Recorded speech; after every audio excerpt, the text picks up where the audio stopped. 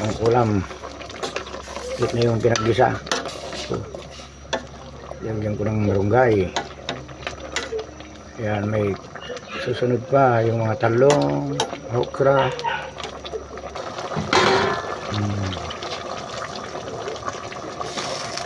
Halo-halo na, okra, talong. Dagdagan ko yung okra mga diabetes. Kumot daw sa diabetes. Halo na.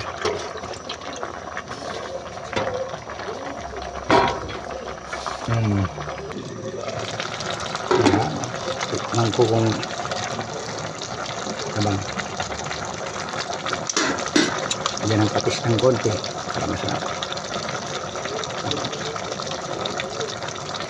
Yan.